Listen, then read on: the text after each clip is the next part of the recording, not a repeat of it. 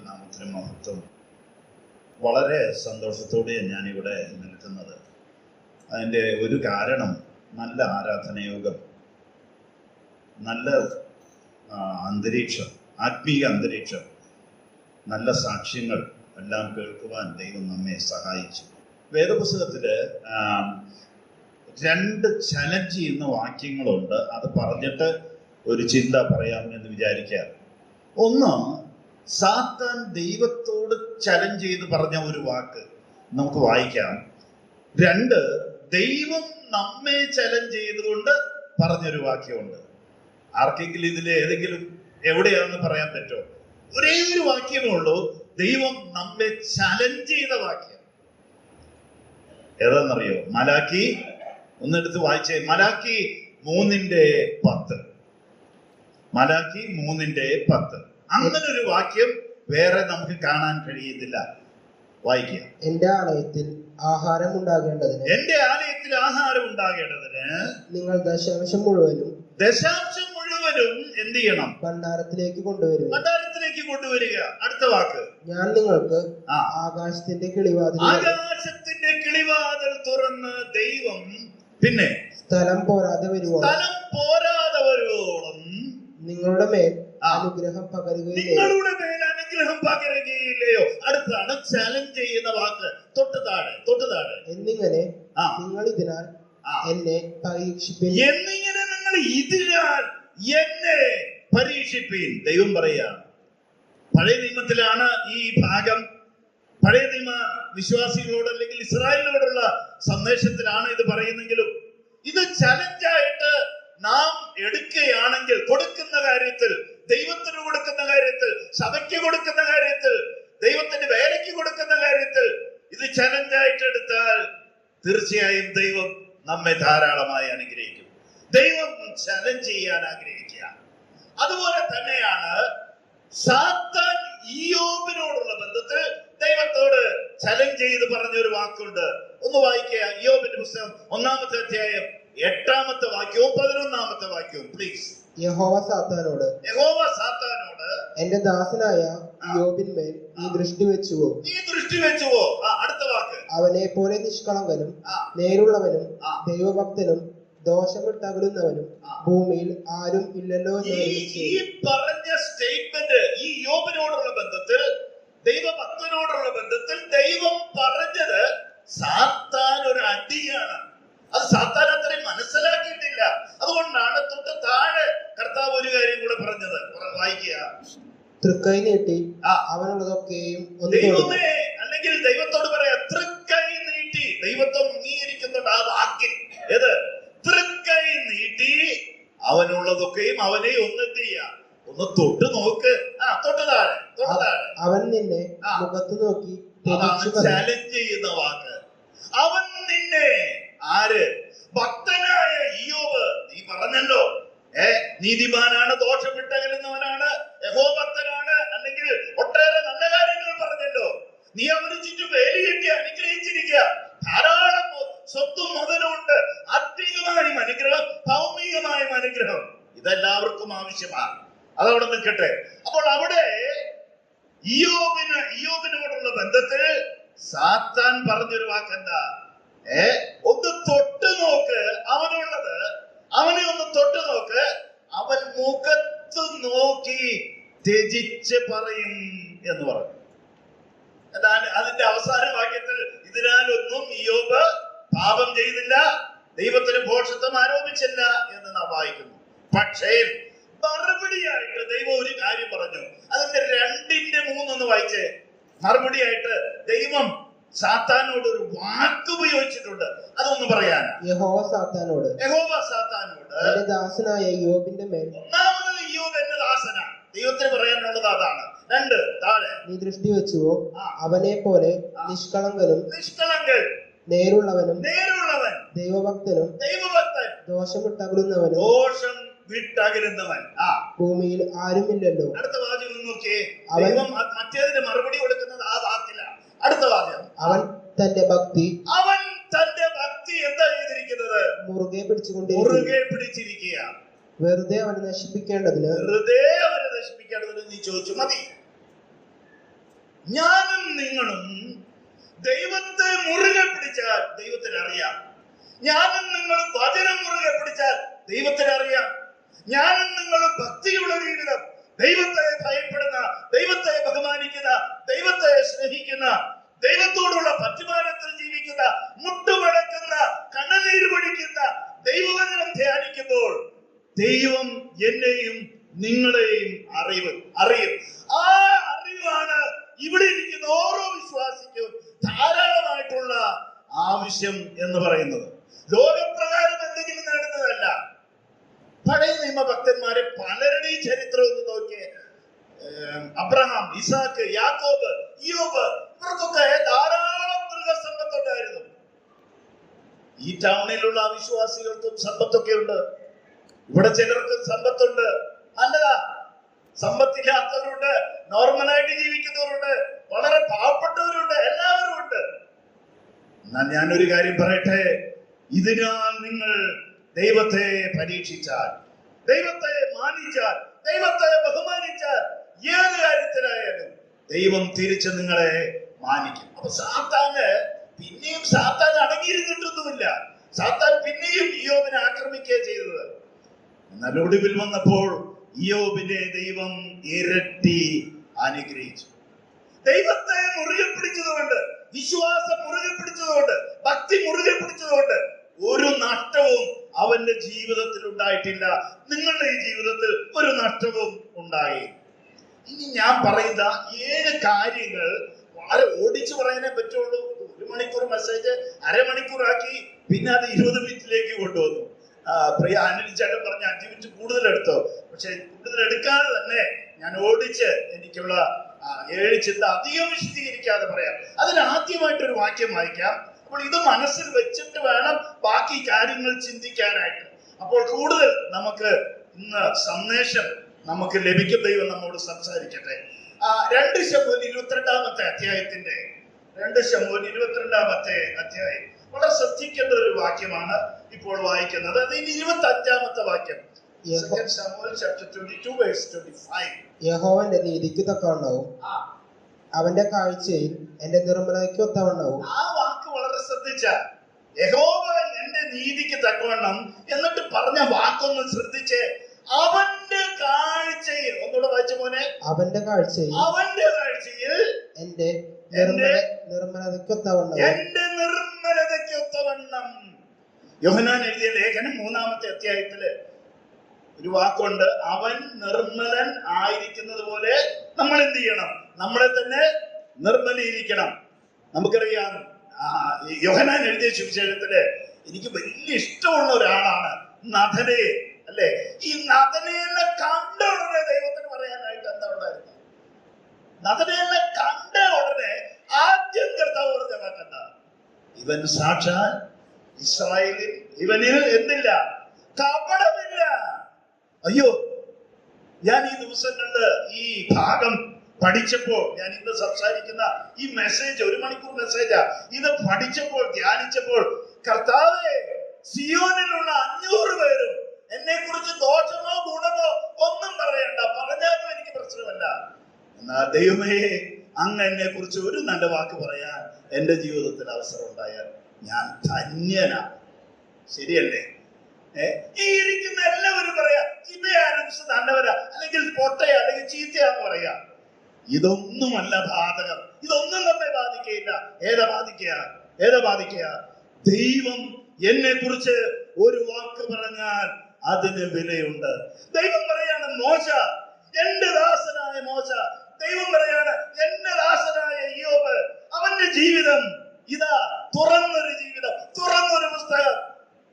പ്രിയമുള്ളവരെ, ദൈവത്തിന്റെ മുൻപിൽ ഇവിടെ നാം വായിച്ചത്, അവന്റെ കാഴ്ചയിൽ ഞാൻ എങ്ങനെയുള്ളവനാണ്. അതാണ് ചോദ്യം. അതാണ് ഈ സഹോദരിമാരോട് ദൈവത്തിന് ചോദിക്കാനായിട്ടുള്ളത്, ദൈവത്തിന് പറയാനായിട്ടുള്ളത്. അതാണ് ഈ സഹോദരന്മാരോട് ദൈവത്തിന് ചോദിക്കാനുള്ളത്. ദൈവത്തിന്റെ സന്നിധിയിൽ, ദൈവത്തിന്റെ മുൻപാകെ, ആളുകളുടെ മുൻപാകെയല്ല. ആളുകൾ ചീത്ത പറയും, ആളുകൾ നല്ലത് പറയും, ആളുകൾ പൊക്കി പറയും. ഇതിനൊന്നും ദൈവത്തിന്റെ സന്നിധിയിൽ സ്ഥാനമില്ല. ഇനി ഇതിനോട് ചേർന്ന് പോകുന്നൊരു വാക്കുണ്ട്, അതുകൊണ്ടൊന്ന് വായിക്കുക. 18-ാം സങ്കീർത്തനം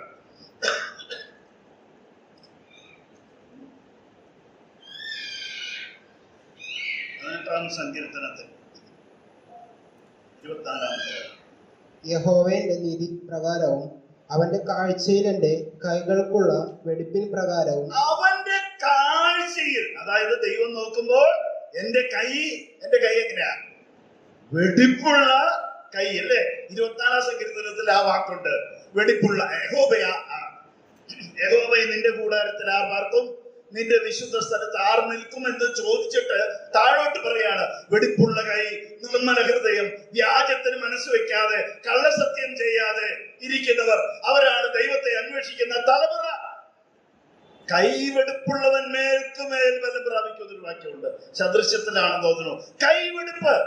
ഇനി യാക്കോബിന്റെ ലേഖനം 4-ാമത്തെ അധ്യായത്തിൽ പറയുന്നുണ്ട്, നിങ്ങളുടെ കൈയെ വെടുപ്പാക്കണം, ഹൃദയത്തെ ശുദ്ധീകരിക്കണം, ദൈവസന്നിധിയിൽ താഴണം, ദൈവം നിങ്ങളെ ഉയർത്തും.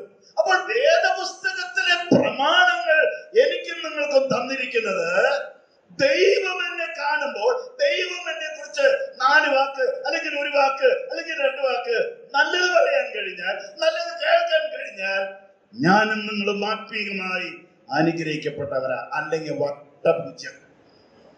അതിനെ ആ വിഷയം എടുക്കാൻ എനിക്ക് നേരമില്ല. ദൈവം പറയണം. ഇവിടെ ആ വാക്യം ഒന്നുകൂടെ വായിച്ച് ഒരു കാര്യം കൂടെ അവിടുന്ന് പറയാം, എന്നിട്ട് മുന്നോട്ട് പോകാൻ.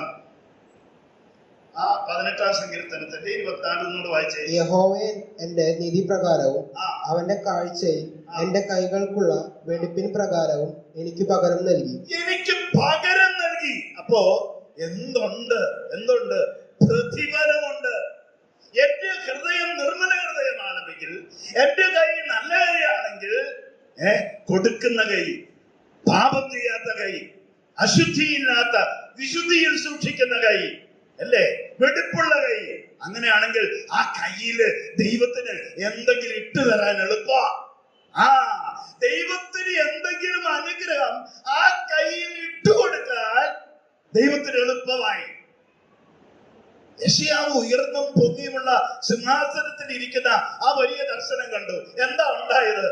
യെശയ്യാവ് ഉടനെ പറഞ്ഞ എന്താ? അയ്യോ, ഞാൻ ശുദ്ധിയില്ലാത്ത അതരമുള്ള മനുഷ്യൻ. മതി, അത്രയും പറഞ്ഞാൽ മതി. ഉടനെ സറാഫുകളിൽ ഒരുത്തൻ യാഗപീഠത്തിന് മുകളിൽ കൊണ്ട് ഒരു തീക്കനൽ എടുത്ത് അവന്റെ വായിൽ നിന്ന് തൊടിയിച്ചു. ഇത് നിന്നെ തൊട്ടതിനാൽ നിന്റെ അകൃത്യം നീങ്ങി, നിന്റെ പാപത്തിന് പരിഹാരം വന്നു. ഇതുപോലെ തൊട്ടിട്ട് ഒരാൾക്ക് വചനം കൊടുത്തു. ആരാന്നറിയോ? ആർക്കെങ്കിലും പറയാമോ? ഇതുപോലെ ദൈവം തൊട്ടിട്ട് വചനം കൊടുത്തൊരു പ്രവാചകനുണ്ട്. ആരാ? വലിയ പ്രവാചകന്മാരുടെ കൂട്ടത്തിൽ ഒരാളാണ്. മറ്റത് യെശയ്യാവല്ലേ. ഇതാരാന്നറിയോ? യിരെമ്യാവ്. 1-ാമത്തെ അധ്യായത്തിലാ. സമയമില്ലാത്തോടെ വായിക്കാത്തത്. ആ ദൈവം അവനെ തൊട്ടിട്ട് അവനോട് പറഞ്ഞു, ഞാൻ നിന്റെ കൂടെയുണ്ട്, നീ പേടിക്കരുത്, നീ മുന്നോട്ട് പോകണം, ഈ ജനത്തോട് മടങ്ങി വരാനുള്ള സന്ദേശം നീ പറയണം. എന്നിട്ട് അവനെ തൊട്ടു, അവനെ സ്പർശിച്ചു, വചനവും കൊടുത്തു. അപ്പൊ ഇരട്ടി ശക്തിയായി. ഇതാണ് എനിക്കും നിങ്ങൾക്കും ആവശ്യം. ഇന്ന് ശക്തിയുമില്ല, പിന്നെ ഇരട്ടി ശക്തിയുമില്ല. മത്തായി സുവിശേഷത്തിലുണ്ട്, തിരുവെടുത്തും ദൈവശക്തിയും അറിയാത്തത് കൊണ്ട് എന്താ സംഭവിക്കുന്നത്? വിശ്വാസികൾക്ക് നിങ്ങൾ തെറ്റിപ്പോവുകയാണ്.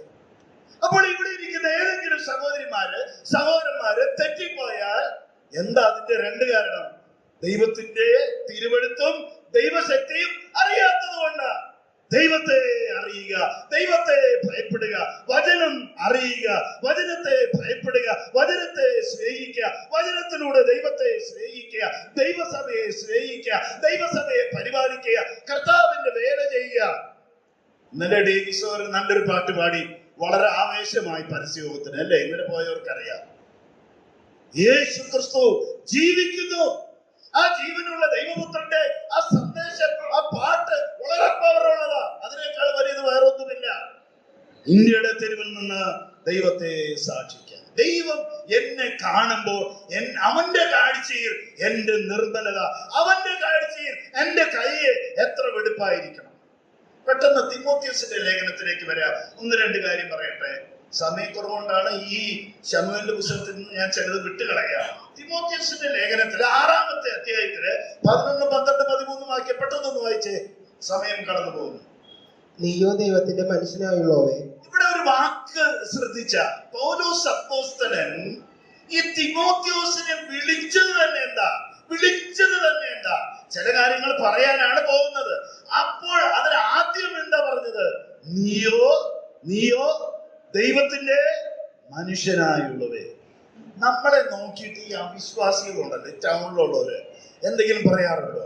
ഇവനെ കണ്ടാൽ ഇവനൊരു ഉപദേശിയ, ഇവനെ കണ്ടാൽ ഇവനൊരു വിശ്വാസിയ പറയാറുണ്ടോ? പറയാൻ പറ്റും, പറയാൻ സാധിക്കും. ഇല്ലെന്ന് പറഞ്ഞാൽ ഞാൻ സമ്മതിക്കത്തില്ല. ഇവിടെ എന്താ പൗലോസ് പറയാ? നീയോ ദൈവത്തിന്റെ മനുഷ്യനായുള്ളവേ. നീ ദൈവത്തിന്റെ മനുഷ്യൻ ആയതുകൊണ്ട് നീ ശ്രദ്ധിക്കേണ്ട ചില കാര്യങ്ങളുണ്ട്. തൊട്ട് താഴെ പെട്ടെന്ന് വായിക്കാം. അത് വിട്ടോടി വിട്ടോടണം. പിന്നെ അപ്പൊ വിട്ടോടണത് നേരത്തെ പറഞ്ഞിട്ടുണ്ട്. എബ്രായ ലേഖനത്തിൽ പറയുന്നുണ്ടല്ലോ, സാക്ഷികൾ ഇത്ര വലിയ സമൂഹം ചുറ്റും നിൽക്കുന്നുകൊണ്ട് സകലമാരവും മുറുകെ പറ്റുന്ന പാപം വിടണം. വിട്ടിട്ട് വേണം യേശുവിനെ നോക്കി ഓടാനായിട്ട്. ഓടുക. പത്രോസിന്റെ ലേഖനത്തിന് കർത്താവിന്റെ ദാസൻ ജോയ്സ് ബാബു കഴിഞ്ഞ ദിവസം 2-ാമത്തെ അധ്യായത്തില് വിട്ടോടേണ്ട കാര്യങ്ങൾ പറഞ്ഞു വിശദീകരിച്ചു. വളരെ നല്ല ക്ലാസ് ആയിരുന്നു, ഒന്ന് കേൾക്കണം. പ്രിയമുള്ളവരെ, വിട്ടുകളയാത്തോടത്തോളം കാലം, ഓടാത്തോടത്തോളം കാലം ദൈവത്തിന് എന്നെ ഉപയോഗിക്കാൻ കഴിയില്ല, ദൈവത്തിന് എന്നെ അനുഗ്രഹിക്കാൻ കഴിയില്ല, ദൈവത്തിന് എന്നെ സഹായിക്കാൻ കഴിയില്ല. ദൈവം നിങ്ങളെ അനുഗ്രഹിക്കാൻ ആഗ്രഹിക്കുക. ആത്മീകമായി 1, ദൈവികമായി 2. ആത്മീകമായി ദൈവികമായി നിങ്ങൾ അനുഗ്രഹിക്കപ്പെട്ട സഹോദരിമാരെ, നിങ്ങളുടെ തലമുറകൾ അനുഗ്രഹിക്കപ്പെടും. സഹോദരന്മാരെ, നിങ്ങളുടെ തലമുറകൾ അനുഗ്രഹിക്കപ്പെടും, യാതൊരു സംശയവും. അടുത്ത വാചകം അത് വിട്ടോടി നീതി, പിന്നെ ഭക്തി, പിന്നെ വിശ്വാസം, പിന്നെ സ്നേഹം, പിന്നെ ക്ഷമ, സൗമ്യത എന്നിവയെ പിന്തുടരുക. മതി, സമയമില്ലാത്തതുകൊണ്ട്. വിടുക, പിന്തുടരുക. ഇത് പിന്തുടർന്നാൽ സങ്കീർത്തനം 23 ഒരു വാക്യമുണ്ട്, നന്മയും കരുണയും, പിന്നെ ബാക്കി പറഞ്ഞേ, എന്റെ ആയുഷ്കാലമൊക്കെയും എന്നെ പിന്തുടരും, ഞാൻ യഹോവയുടെ ആലയത്തിൽ ദീർഘകാലം വസിക്കും. നന്മ എന്താ പിന്തുടരാത്ത? നന്മ എന്താ വരാത്ത? നന്മ അനുഭവിച്ചിട്ടുണ്ടോ? യഹോവ നല്ലവനെന്ന് രുചിച്ചറിയുക, ആത്മീകമായി അറിയുക, ഭൗമികമായി അറിയുക. പഴയ നിയമഭക്തന്മാരെ ദൈവമാണെന്നെ അനുഗ്രഹിച്ചു. ഒന്നാമത് ആത്മീകമായി അനുഗ്രഹിച്ചു, രണ്ടാമത് ഭൗമികമായി അനുഗ്രഹിച്ചു. ഒരു ദിവസം ജനസിസ് 39 അതിന്റെ 9 അവിടെ ഉൽപ്പത്തി 39 9-ാമത്തെ വാക്യത്തില് യോസേഫ് പറഞ്ഞു, ഈ വലിയ പാപം, ഈ മഹാപാപം ഞാൻ ഈ ദൈവത്തോട് എങ്ങനെയാ ചെയ്യുന്നത്? യോസേഫ് ചോദിക്കുക. അവിടെ എന്റെ ഓർമ്മ ശരിയാണെങ്കിൽ 4, 5, 6 പ്രാവശ്യം എഴുതിയിട്ടുള്ള ഒരു വാക്കുണ്ട്. ആ ഉൽപ്പത്തി പുസ്തകം 39 വായിച്ചാൽ അറിയാം. ദൈവം യോസേഫിനോട് കൂടെ ഉണ്ടായിരുന്നു. എന്താ കാരണം?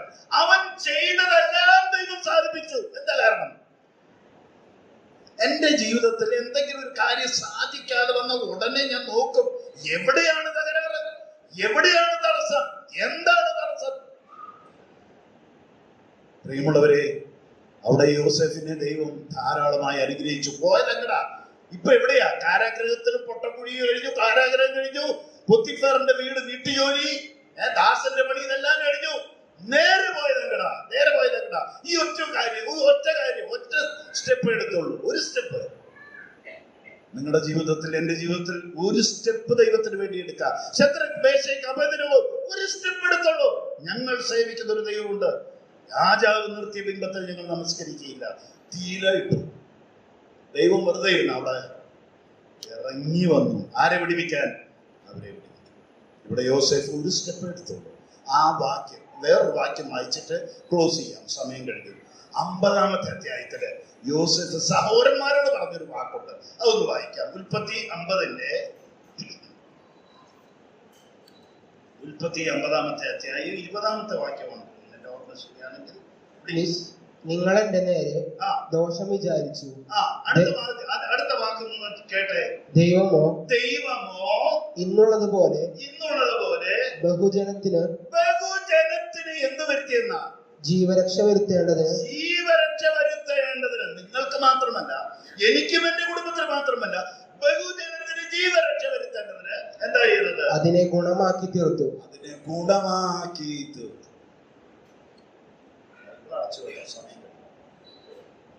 നമ്മുടെ ജീവിതത്തിൽ ഒട്ടേറെ കാര്യങ്ങൾ എനിക്കും നിങ്ങൾക്കും ഗുണമാക്കി തീർക്കാൻ ദൈവത്തിന് ഇന്നും ആഗ്രഹമുണ്ട്. പക്ഷെ ദൈവം നോക്കുക എന്ത് സ്റ്റെപ്പാ എടുക്കുക.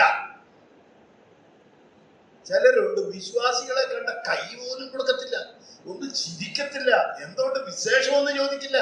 വായി എന്തുകൊണ്ട് സാധിക്കുന്നില്ല? എനിക്ക് ദൈവത്തെ ഭയമുണ്ടെങ്കിൽ, ദൈവത്തോട് സ്നേഹമുണ്ടെങ്കിൽ ദൈവമക്കളെ ഞാൻ സ്നേഹിക്കും, അവരെ കരുതും, അവരെ സഹായിക്കും, അവർക്ക് വേണ്ടി പ്രാർത്ഥിക്കും. ഇവിടെ യോസേഫിനെ അനേക ജനങ്ങൾക്ക് വേണ്ടി അവരുടെ ജീവരക്ഷയ്ക്കായി അവനെ ഉപയോഗിച്ചു. സഹോദരന്മാരെ ദോഷമാ വിചാരിച്ചത്, ദോഷമാ ചെയ്തിട്ടുള്ളൂ. പക്ഷെ ദൈവം അങ്ങനെയല്ല ചെയ്തത്, ദൈവം തിരിച്ചാ ചെയ്തത്. എന്റെയും നിങ്ങളുടെയും ജീവിതത്തിൽ ദൈവം തിരിച്ച് ചില കാര്യങ്ങൾ ചെയ്യുവാൻ ഈ സത്യങ്ങൾ, ഇന്ന് രാവിലെ കേട്ട സത്യങ്ങൾ മുറുകെ പിടിക്കുക. പകുതിയായിട്ടുള്ളൂ, പകുതി കിടപ്പുണ്ട്, അത് പിന്നെ പറയാം. ദൈവം നമ്മെ അനുഗ്രഹിക്കട്ടെ. ദൈവനാമം വാഴ്ത്തപ്പെടുമാറാകട്ടെ.